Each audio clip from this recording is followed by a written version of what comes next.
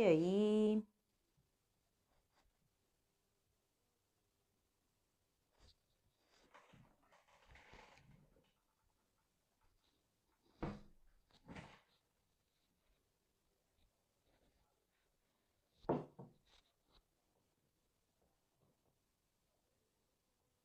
E aí, minha gente, vão chegando. Vou esperar mais gente entrar, ok? Vou valorizar o trabalho, né?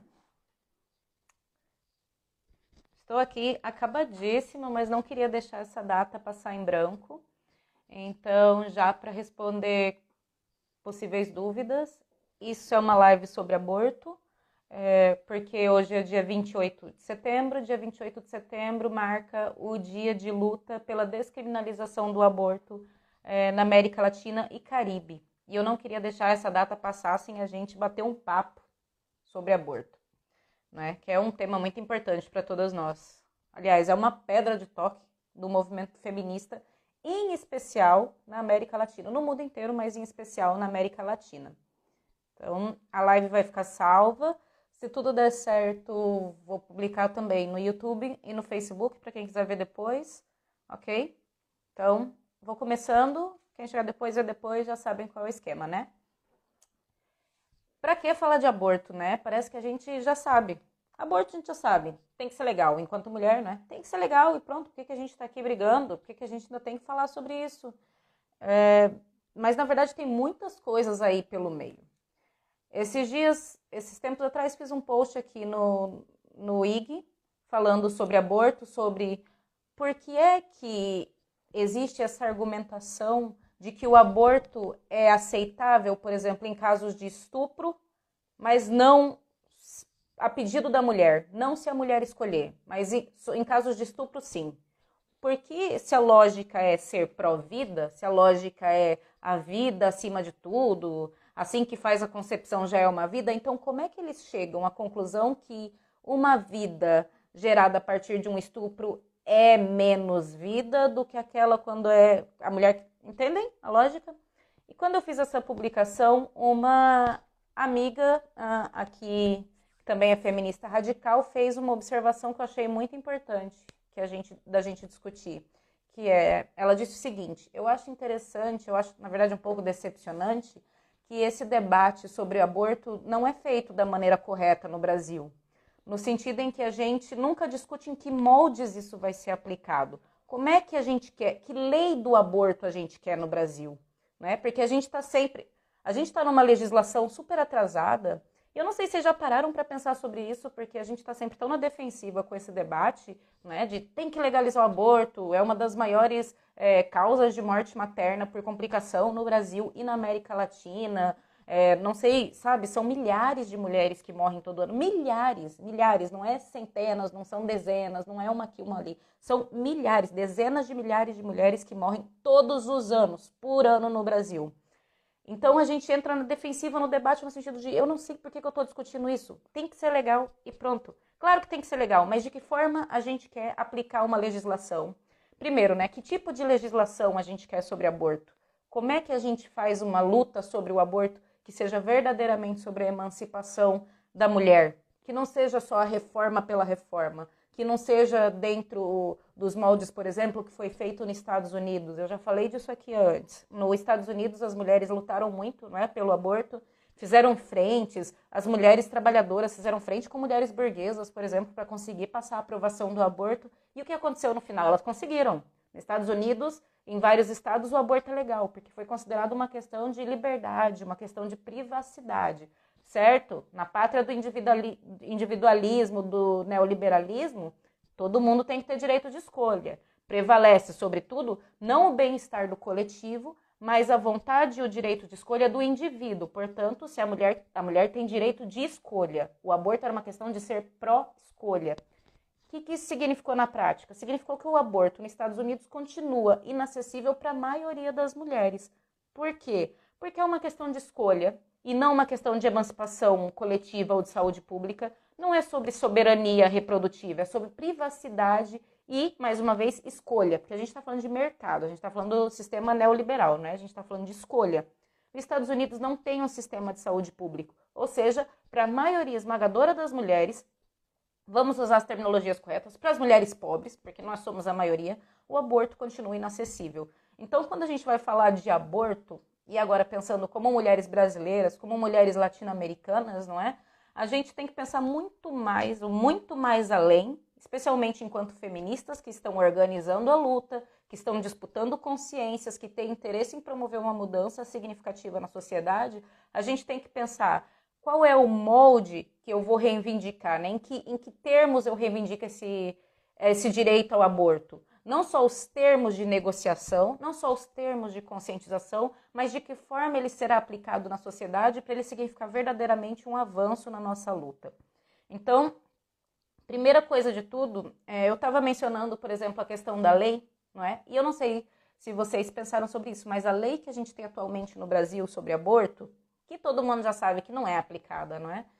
O aborto é a lei que vale para a maioria dos países na América Latina, que é você pode abortar se for em caso de risco de vida, em caso de estupro ou má formação do feto que não permita a sua sobrevivência, né? Por exemplo, anencefalia.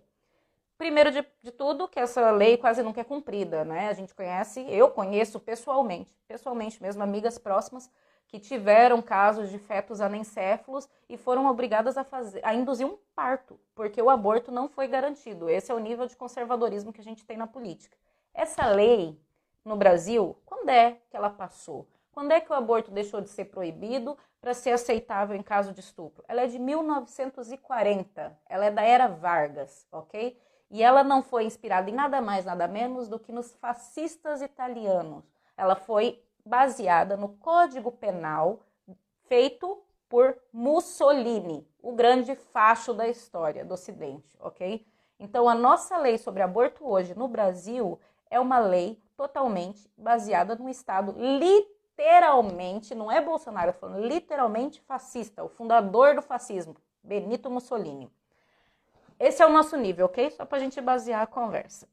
Portanto, vamos pensar, não é? Estamos em 2020, tem por aí 80 anos que a gente não atualiza a lei do aborto. Outros países na América Latina, vamos pensar aqui, a América Latina tem 20 países no total, ok? Desses 20 países, 5 têm um aborto legal, que é Cuba, Uruguai, Guiana Francesa e Porto Rico. E é de se mencionar, não é, que os países que tem na América Latina que tem o aborto legal e acessível para as mulheres são países que passaram por um processo de independência ou de luta social muito forte, muito intenso. Por exemplo, Cuba. E agora vamos pensar o caso do Brasil. O Brasil nem sequer teve uma independência que foi popular, ok? Lembrando, a independência do Brasil, lembra? E independência ou morte. O nosso grito de independência foi dado por ninguém mais, ninguém menos do que o próprio imperialista, né? O próprio colonizador que estava aqui declarou independência do império. Quer dizer, nós, enquanto Brasil, né, enquanto um país da América Latina, se você contrastar com os outros países, temos um processo de conscientização popular e de disputa de consciência popular de nível baixíssimo. A gente nunca teve uma participação popular expressiva e realmente massiva e transformadora, não é? Uma experiência democrática, que nem dizia Paulo Freire, na política. E isso impacta também as nossas lutas enquanto mulheres, porque significa a consciência da sociedade. A noção de que as mulheres têm direito ao aborto não é só uma questão de direito burguês, é você reconhecer, não é, que as mulheres são seres humanos completos, são seres humanos, têm o status completo de ser humano e decidem, cabe a elas a decisão sobre o seu corpo e a sua capacidade reprodutiva. Estamos falando de consciência social, consciência humana sobre a pessoa humana, não é?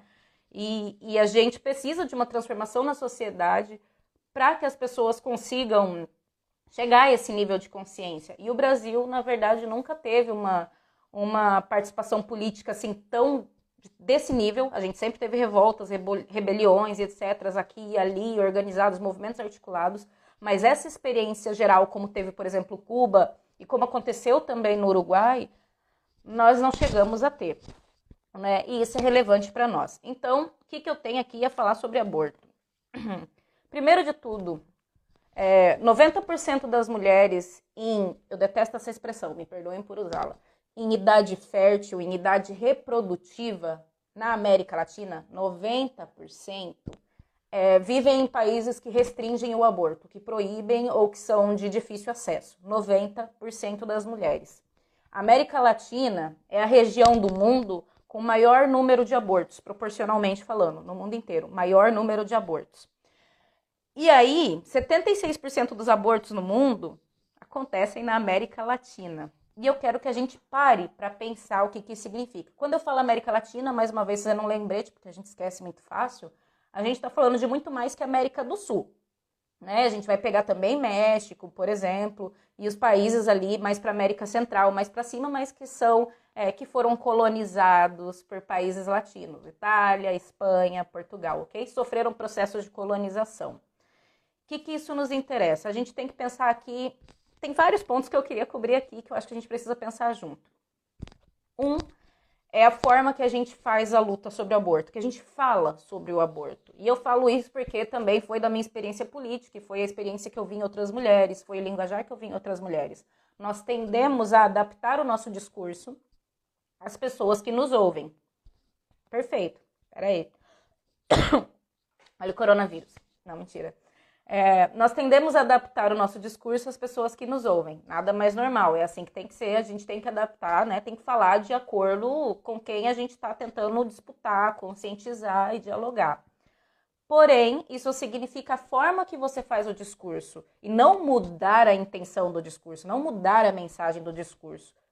Você é mais direta. O que eu estou querendo dizer com isso? Quando a gente fala de aborto, é normal que as mulheres, tendo que dialogar com um pensamento muito patriarcal, muito machista, muito conservador, adaptem seu discurso para coisas como: ai, mas nenhuma mulher quer abortar porque o aborto é traumático, o aborto é horrível. Claro que nós não queremos o aborto como um método contraceptivo. Não é isso. A gente quer aborto como um último recurso. É é para onde a gente corre, a nossa emergência quando nada dá certo. Esquece isso. Esquece essa negociação você está negociando basicamente em que termos você tem direito de decidir. Você tem direito de decidir em última instância, depois que você já tentou tudo, não é? Depois que você... Não é porque você quer, você não pode simplesmente decidir. Aí a gente entra nessa trincheira horrível em que você vai disputar...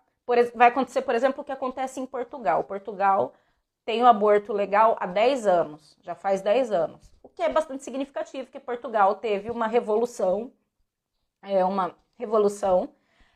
em 75, ok? Quando eles derrubaram a ditadura, a gente fala da Revolução do 25 de abril, a Revolução da Liberdade.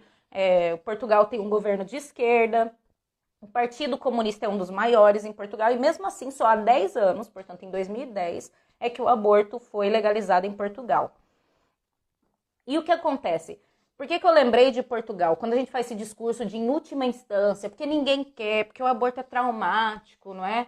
Em Portugal, por exemplo, você pode fazer dentro das 10 semanas, não é nem 12, 10 semanas, você tem direito, né, de, independente dos motivos, fazer um aborto.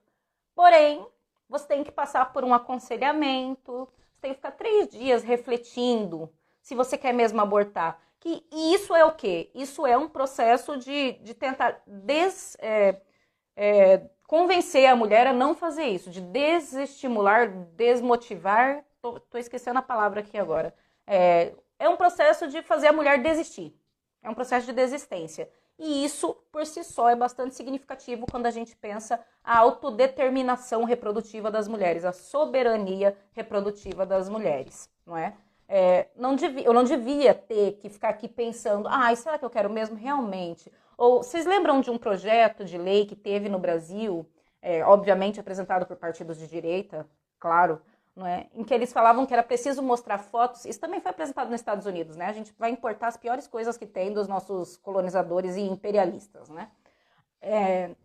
E eles sugeriam que fossem mostradas fotos de ultrassom e de bebês sendo aspirados para as mulheres que buscassem aborto, mesmo no caso de aborto legal, mulheres que sofreram estupro, mulheres que estão grávidas de fetos anencéfalos, que são inviáveis, mulheres que estão correndo risco de vida.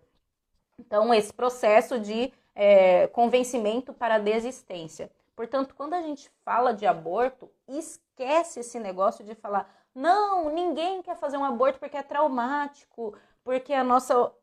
Não, é aborto porque é sobre a soberania reprodutiva das mulheres, porque mulheres são pessoas, porque a capacidade reprodutiva é sobre o corpo dela, é sobre a vida dela, ponto final. Não tem conversa, não tem o que discutir, não tem que justificar por que você é uma pessoa que pode decidir sobre o seu próprio corpo. Até para você doar órgãos depois de morto no Brasil, depois de morto, ok? Você não é uma pessoa mais com capacidade mental de decidir, você não é mais uma pessoa com direitos e deveres, porque você já morreu. Tu é um corpo, ok?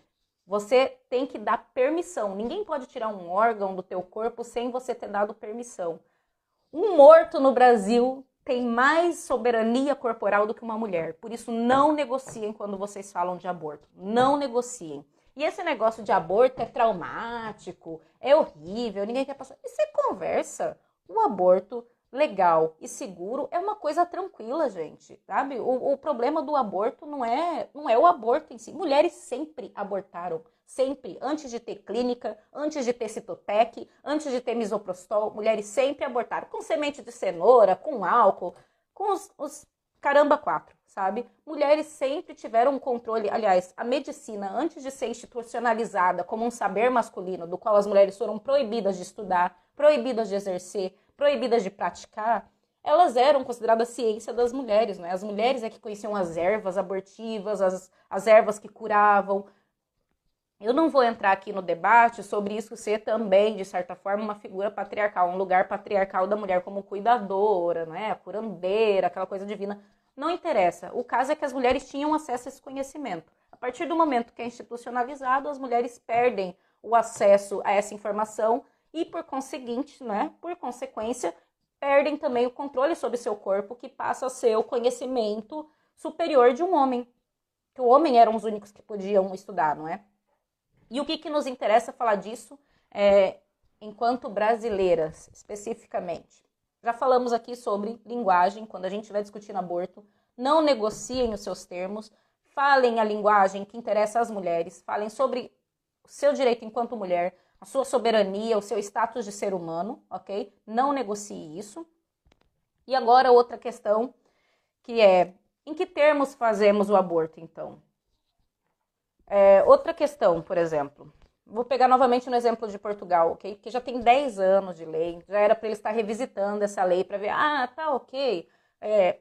Sabe, a questão de humanização do parto, de redução de morte materna no parto e por aborto, foi um dos pontos chaves para Portugal ser considerado um país de primeiro mundo. Afinal, não adiantava só viver, só estar, né, ter calhado de ser um país geograficamente delimitado da União Europeia. Não, tinha índices para cumprir, além de outros acordos, tipo aceitar ser submissa à Alemanha, mas isso é outra coisa. Tinham índices mínimos de desenvolvimento humano, de saúde pública, que eram precisos cumprir para você ser considerado um país de primeiro mundo. E um desses índices era reduzir a mortalidade materna. Então, com toda a luta das mulheres pelo sistema público de saúde, né, junto com todos os outros socialistas e comunistas, a luta das mulheres pelo planejamento familiar, pela legalização do aborto e pela humanização do parto, foi um ponto-chave para Portugal ser elevado a país de primeiro mundo. E o que acontece? Por que eu estou falando disso? Porque agora, por exemplo, uma das coisas que as mulheres discutem é a desinstitucionalização do aborto, ok? Um aborto no hospital só para quem precisa de acesso no hospital. E a possibilidade de fazer aborto em casa para mulheres que têm condições de fazer um aborto em casa. Não estão em semanas avançadas, têm total capacidade de fazer isso autonomamente. Isso é uma coisa que a gente tem que pensar também. Eu sei que parece uma coisa pouco provável de acontecer sob Bolsonaro, né? Aliás, Bolsonaro falou muito claramente. Ele fez campanha com isso. A direita é super consistente sobre o controle da capacidade reprodutiva da mulher e Bolsonaro abriu a boca e falou com todas as letras. Enquanto eu estiver no governo, o aborto não será feito nesse país. O aborto será proibido. Todas as letras, ok? Sem rodeio, sem nada. Falou mesmo. Então, Peraí, deixa eu voltar. Portugal, não é? O que interessa? Eu sei que parece pouco provável que a gente consiga passar isso, mas uma das coisas que a gente tem que ter em mente é quando a gente propõe a lutar por uma mudança desse porte, gente, não é pouca coisa. Aborto não é um direito mínimo, ok? Como a gente vai ver daqui a pouco, mais pra frente, o aborto é uma questão chave na organização da sociedade, na economia, na política. E é por isso que partidos de direita são tão consistentes com isso, porque o aborto organiza a sua mão de obra, ok? A quantidade, o contingente de mão de obra que você tem disponível, e também organiza o trabalho na sociedade. Porque pensa bem, pensa comigo.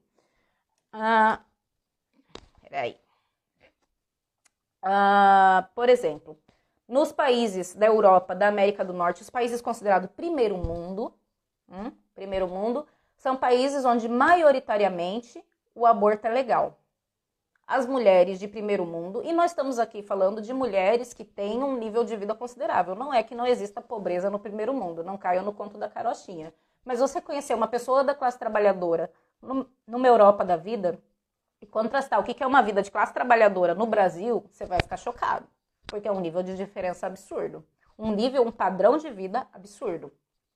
Feita essa ressalva, o que significa quando os países que foram imperialistas, que foram responsáveis pela colonização da América Latina, da América do Sul, da África, sabe? Esses continentes considerados terceiro mundo, de onde nós somos, não esqueçam disso. O que significa quando esses países têm aborto legal e todos os outros não? Quando existe uma crise de imigração, uma crise de refugiados, e por que acontece uma crise de imigração e uma crise de refugiados, né? Quando você tem, né, imigração de refugiados procurando refúgio político, asilo político, procurando um lugar para viver, a gente está falando de países que foram devastados por guerra, países que foram empobrecidos ao nível da população não ter para onde correr, sabe? Por extrativismo de empresas europeias e norte-americanas, que foram lá, extraíram tudo, secaram a terra, tornaram impossível que a população vivesse, plantasse, cultivasse e tivesse condições mínimas de sobrevivência, ao ponto que a pessoa se dispõe a pôr sua família inteira, criança pequena, criança sendo amamentada, filho de 2 anos, que nem a gente viu aquele garotinho que morreu na praia, vocês lembram disso, em 2015? Aquela imagem que rodou o mundo inteiro e fez cartoon e não sei o que, e o pessoal logo esquece, não é?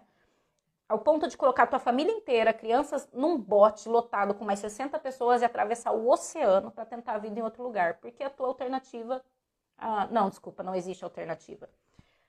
Então, o que significa, não é? Que países como o nosso, que sofreram colonização durante 4, 5 séculos, que até hoje sofrem intervenção, a sua economia não é permitida crescer, não é ser permitida usada para o desenvolvimento interno, porque serve para alimentar esse padrão de vida na Europa, na América do Norte. Quando são esses países, os nossos países que têm o aborto proibido e os países deles que têm aborto legal, o que acontece?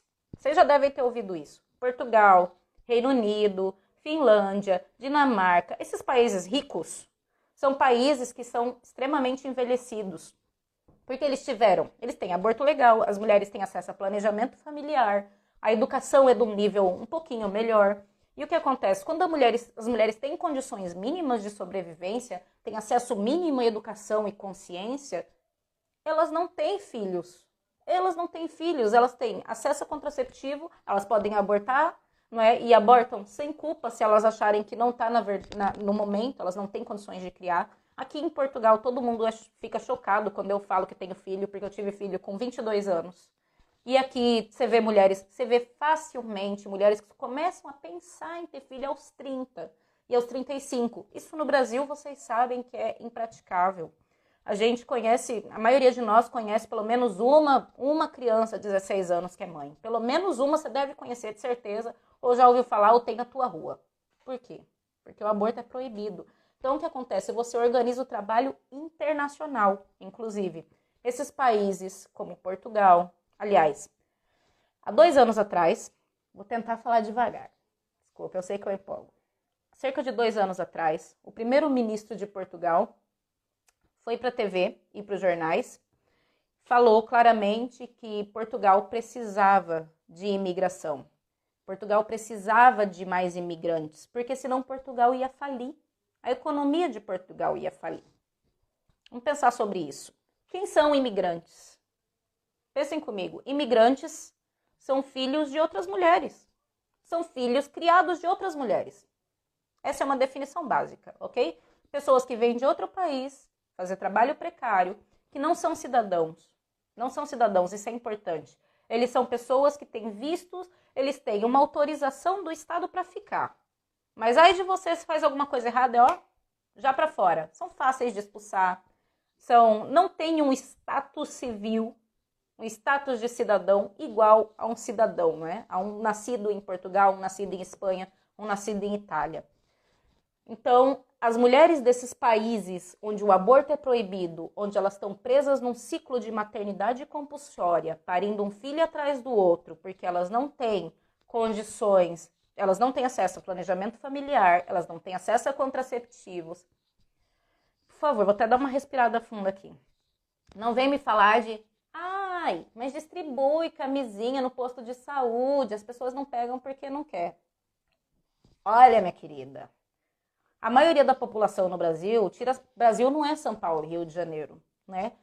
Vai para o interior, vai para a maioria das cidades do interior, você não tem tanto posto de saúde, você não tem tanto preservativo, você não tem acesso. Fora todo o conservadorismo, não é? Você acha que uma menina de 15, 16 anos que está começando sua vida sexual vai no postinho do bairro dela buscar preservativo, né? Para a vizinha contar para a mãe dela que não sei o que. Não existe, quer dizer, existem vários mecanismos operando aqui, cultural, religioso, controle social, políticas públicas, enfim. Então você pega essas mulheres nesses países, essas muitas e muitas mulheres, eu não preciso dizer que Portugal é tipo nenhum, é tipo 10% do meu estado no Brasil, né? Então o Brasil é gigantesco, o Brasil é quase um continente, né? Equivale a trocentos países aqui da Europa, por exemplo. Então você pega América do Sul, América Central, América Latina como um todo, África, continentes inteiros onde 90% das mulheres não têm acesso a planejamento familiar, contracepção, aborto. Essas mulheres não têm tempo de participar na política e aí você organiza a sociedade também, não só o trabalho, mas o poder. Você organiza o poder na sociedade. Essas mulheres não conseguem entrar na política, elas não conseguem ter produção científica, elas não conseguem ter autonomia, porque elas estão presas no ciclo da maternidade. E perceba, eu nem adicionei estupro na equação, porque se a gente contar só o Brasil, nem vou extrapolar para a América Latina inteira, só o Brasil é o quarto no mundo, ok? Em casamento infantil, ok? É o primeiro na América Latina em exploração sexual infantil. As mulheres, as meninas começam a ter filho muito cedo e elas não têm como abortar. Mesmo que seja legal, elas não têm como abortar, ok? Elas não têm como controlar, elas não têm controle, porque ainda tem o fator estupro e o fator casamento infantil no Brasil. Então essas pessoas, essas mulheres todas que não estão participando da política, o que significa que elas não estão construindo a Constituição, as leis que nos regem, elas não estão construindo o Código Civil, o Código Penal, tudo isso que rege e estrutura a sociedade. Elas não estão fazendo pesquisa científica para avançar o saber sobre as mulheres, para lançar um olhar diferente. Vocês já devem ter visto aquelas pesquisas que falam sobre o risco de saúde para as mulheres, porque a medicina como um todo baseia suas premissas e as suas, de modo geral, lógico, é grosso modo, não é de todos os casos, não é?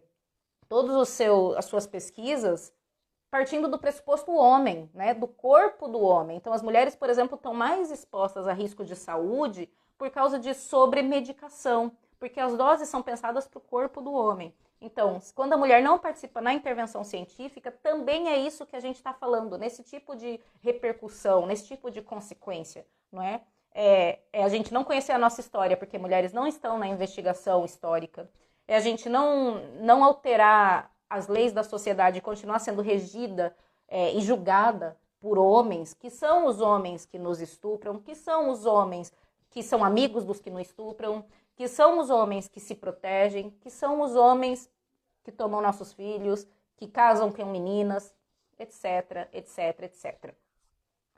Portanto, essas mulheres presas nesse ciclo de maternidade compulsória, e é por isso que a gente fala de maternidade compulsória, e por isso que a gente fala de heterossexualidade compulsória como um regime político que organiza a sociedade, porque ele organiza a reprodução social, organiza a produção de mão de obra, ok?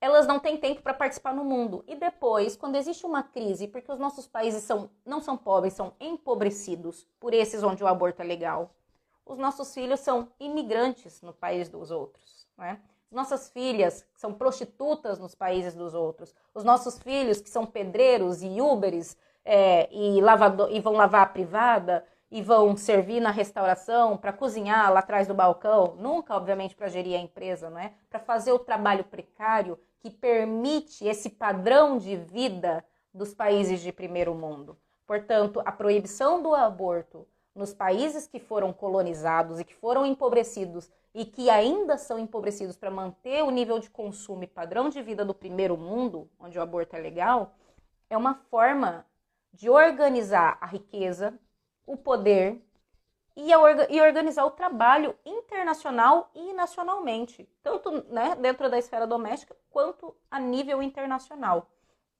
E essa é a importância da gente discutir aborto, da gente nunca perder o aborto do nosso horizonte na luta feminista, porque a gente está discutindo a estruturação da sociedade e ela está estruturada basicamente em condicionar a mulher a ser o quê? Agora sim a gente pode usar os nossos jargões básicos que a gente nunca aprofunda, a ser uma parideira do Estado, né? Uma incubadora de mão de obra, a incubadora de trabalhadores.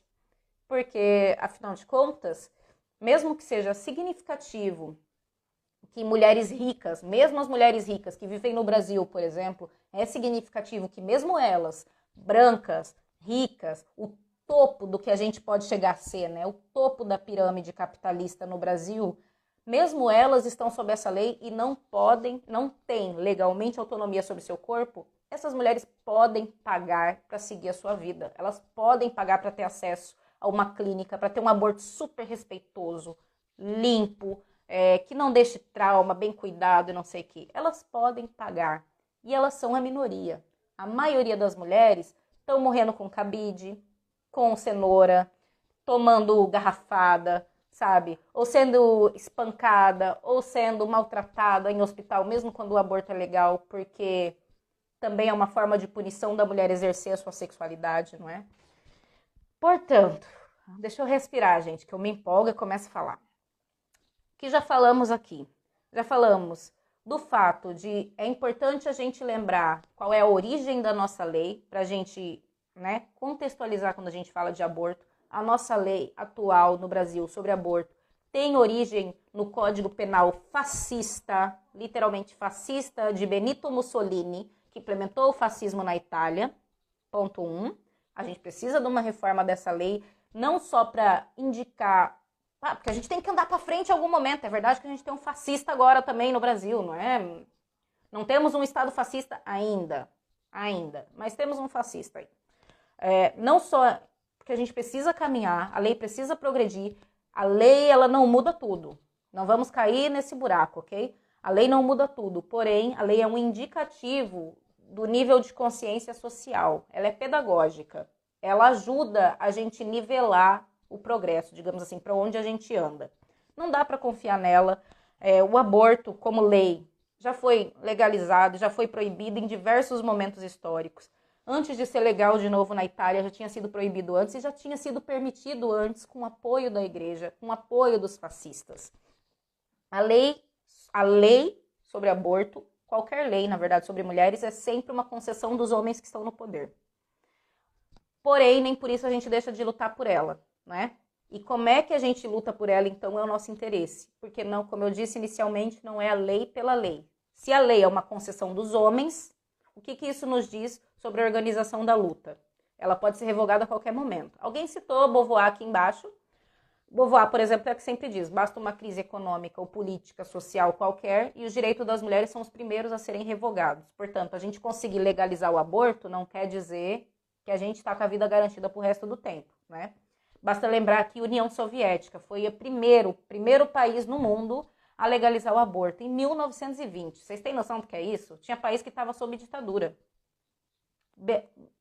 Nazismo estava para ser implementado. Itália sob o fascismo. E a União Soviética legalizando o aborto. Porém, foi revogado.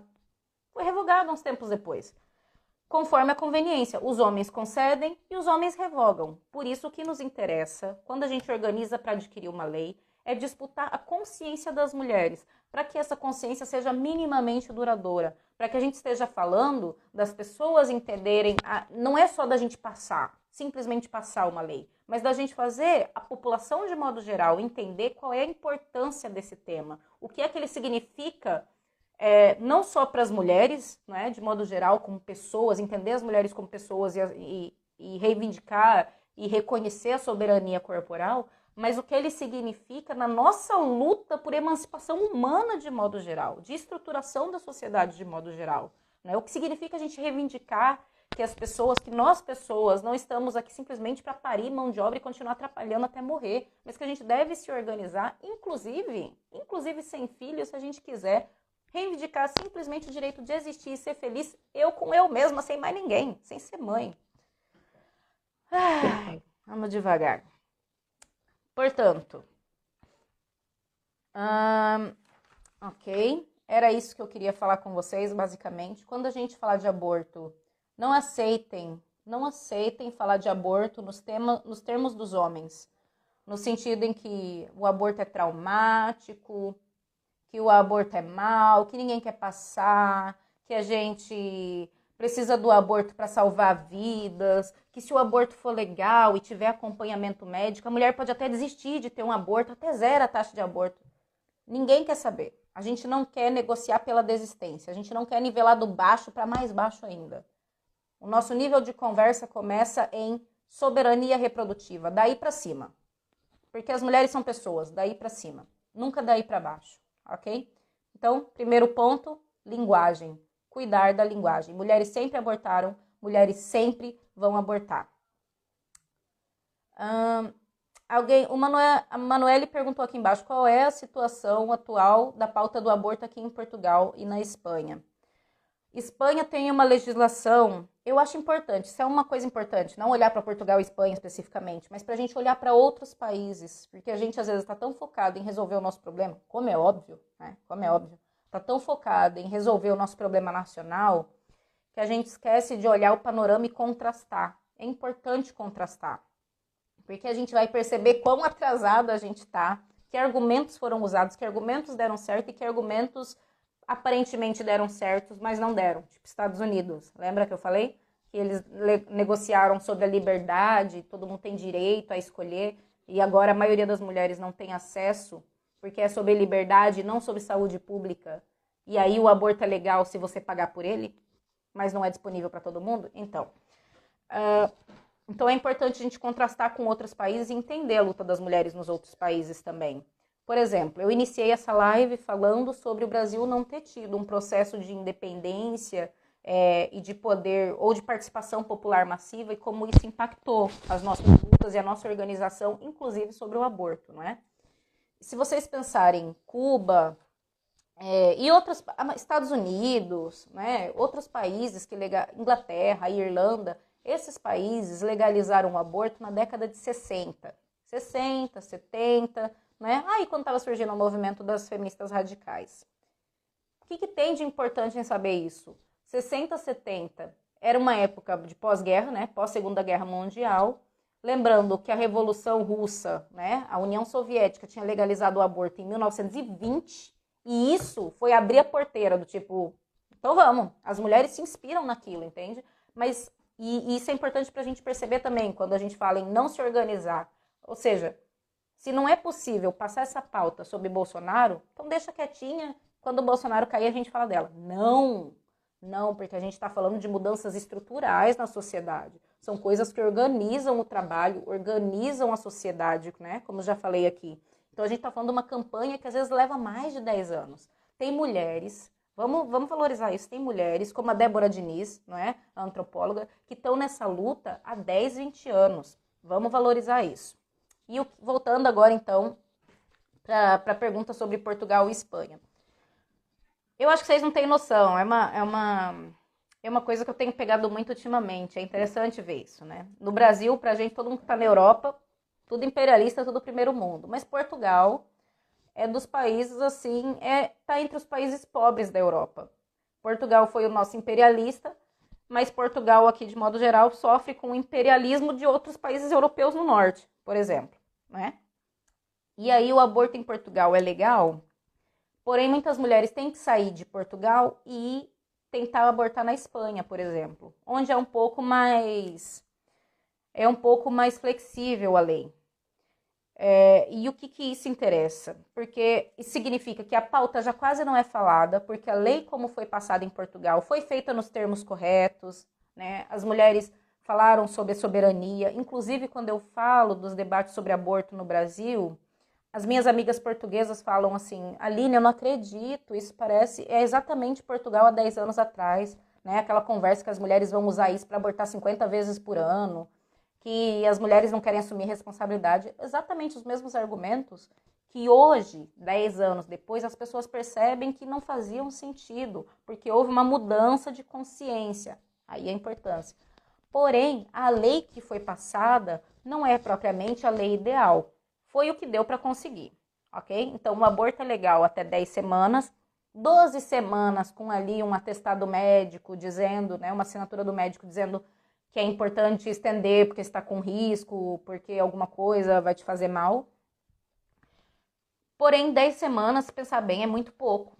É muito pouco contrastada com a média da Europa e é muito pouco considerando que a maioria das mulheres não descobre quando está com 3, 4 semanas. Não descobre no primeiro mês, descobre no segundo, terceiro, já está quase acabando o prazo. E depois tem aquela coisa que eu falei, as mulheres têm que passar por um aconselhamento quando buscam um serviço de saúde, tem que ficar 3 dias refletindo, porque obviamente mulheres são super incapazes, não é? Mais uma vez, aí vem também a menorização, a diminuição da mulher enquanto um ser humano capaz, consciente e adulto, porque ela não é capaz de tomar decisão por si própria, ela tem que ficar 3 dias refletindo, vai pensar melhor nisso, que com certeza você não pensou ainda. E só é possível de forma institucional, não é? As mulheres hoje, essa lei foi passada assim, nesses moldes, é ótimo, é melhor que está criminalizado, claro, sem dúvidas, porém não é a lei ideal e tem muito que avançar ainda em termos de emancipação da mulher, né? Em soberania reprodutiva, nomeadamente o direito das mulheres poderem fazer isso autonomamente quando for possível e indicado, fazer isso na sua casa sem ter que passar por um ambiente hospitalar, porque Portugal também é um país que tem lá aí 3, 4 cidades médias, grandes e o resto é vila interior, super conservador, super católico, tudo que isso representa para as mulheres, né? Dentro de uma vilazinha, é a mesma situação da jovem que não vai buscar camisinha no posto porque a vizinha vai contar para a mãe. Mesma situação. Uma jovem portuguesa que mora numa vila, que mora no interior, não vai pedir um aborto no centro de saúde da cidade, né? Porque num país extremamente católico e conservador, eles vão falar que a família isso é uma vergonha social, isso é todo, sabe, é todo um peso no ombro da mulher. Então, com todas essas restrições que a lei ainda tem, as mulheres portuguesas ainda vão muito para a Espanha abortar, onde a lei é um pouco mais flexível. Existe um longo caminho para fazer ainda em Portugal. E esse caminho é longo não pela falta de consciência social, mas porque a lei, como foi passada, serviu como um cala-boca para as mulheres, sabe? É uma chupeta para elas pararem de chorar. Resolveu de imediato o problema, para Portugal ser considerado o primeiro mundo e etc., mas não é a totalidade do que as mulheres precisam de modo geral. Ainda tem muito que avançar e agora é mais difícil ainda mobilizar mulheres porque elas acham que já é um direito adquirido, percebe? Esse é o panorama. E é bom a gente olhar para essas experiências para tentar organizar a nossa própria. E aí o que eu quero dizer para as mulheres é: mulheres, sabendo de tudo isso, sabendo da importância do aborto no debate, sabendo da importância do aborto para a direita, eu falei aqui que a direita é super consistente, falei que Bolsonaro abriu a boca, ele não é besta, né? Num país tão conservador como o Brasil, extremamente religioso, né? Em que a bancada religiosa tem um voto enorme. Se a gente tivesse um referendo, por exemplo, no Brasil agora sobre aborto, a gente perdia. Perdia feio, vocês não tenham dúvida disso, a gente perdia feio. Mesmo se a gente fizesse debate sobre pedofilia, por exemplo, casamento infantil. Bolsonaro abriu a boca já de cara na campanha dele falando: enquanto eu governar, não tem aborto no Brasil. E mais, ano passado houve uma cúpula da demografia na Hungria. A Hungria também é um país facho, ok? aqui na Europa, mas é um país governado por um governo de extrema direita, assim, protofascista mesmo, complicado. E o presidente da Hungria, o Viktor Orbán, né, ele organizou uma cúpula da demografia e chamou todos os países com governo de direita. Entre eles, né, claro que sim, imagina que ele não ia chamar Bolsonaro. Chamou Bolsonaro, que foi representado lá pela Damares, né, nossa ministra maravilhosa dos direitos das mulheres aí. E essa cúpula da demografia, eles basicamente estavam ali falando que era importante reforçar os valores cristãos tradicionais, da família tradicional, e acabar com essa palhaçada aí de feminismo, de homossexualismo, de direitos LGBTs, né, que quer acabar com a família tradicional.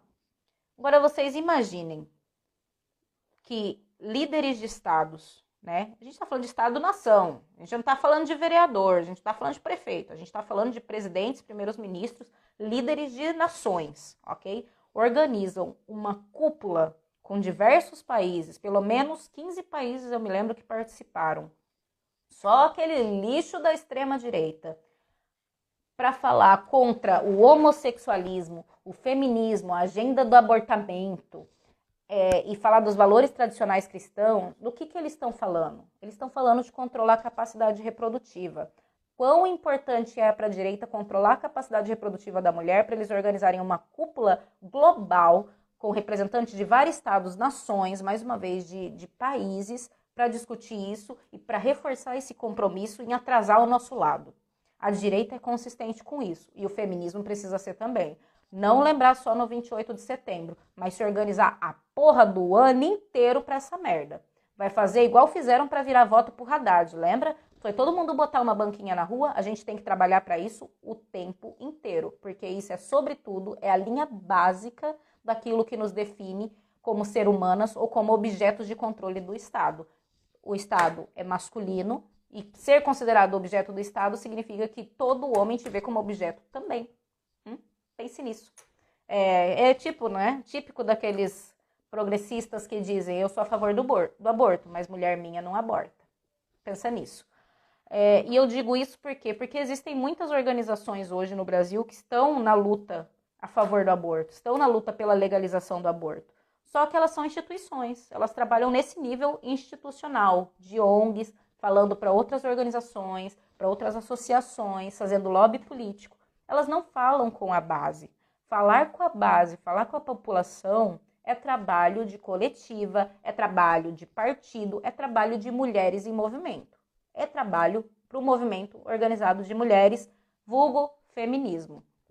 Essa é a nossa parte. Sem a gente fazer uma conscientização na base, nenhum referendo passa e nenhuma legislação passa. E se passar, vai ser nesses termos que eu falei, em termos que não nos favorecem e que são concessões que homens fazem e que nunca conseguem cobrir todas as mulheres. Vai deixar para trás, principalmente, mulheres pobres, principalmente mulheres negras, principalmente mulheres no campo, que não vão ter acesso e não vão poder pagar por aquilo que os liberais até estão dispostos a negociar para acalmar uma multidão raivosa de mulheres.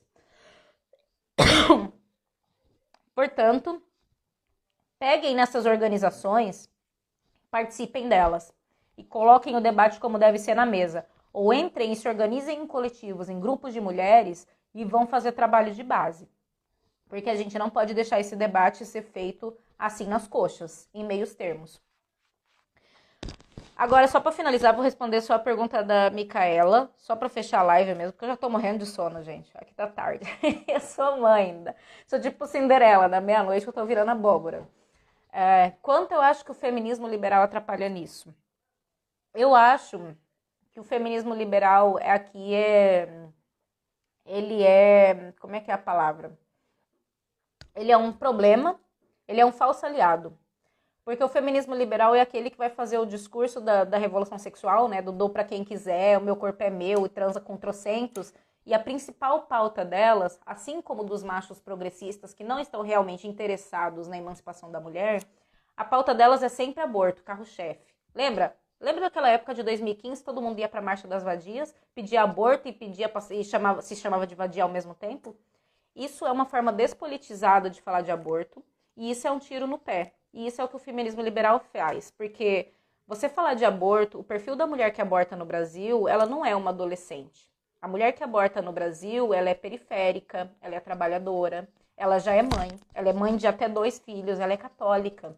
E o feminismo liberal não consegue, com o discurso de eu sou vadia e eu posso abortar e dou para quem quiser, não consegue dialogar com essas mulheres porque existe uma discrepância do que é a realidade de uma mãe trabalhadora periférica e a menina que dá para quem quiser e reforça a imagem da... isso é coisa de adolescente irresponsável.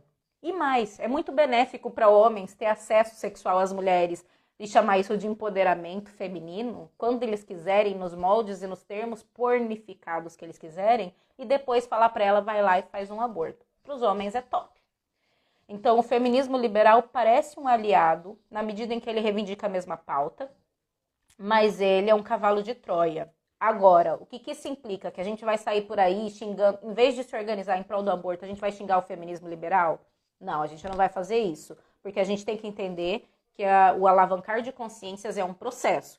Eu já fui em Marcha das Vadias, muitas de vocês já devem ter ido também. O que a gente tem é sentar com mulheres e dialogar, e botar a mão na consciência e pensar sobre isso e chamar aliadas para o nosso lado. A gente não tá em condições de se dar o luxo de fazer trincheiras com mulheres que têm o mesmo interesse que nós. Por mais divergentes que possam ser as análises, a gente não está podendo se dar esse luxo num Brasil de Bolsonaro e numa América Latina extremamente conservadora. Golpe na Bolívia, golpe no Chile, Argentina de direita, Brasil, nem vou falar do Brasil, que senão nós chora aqui junto, né?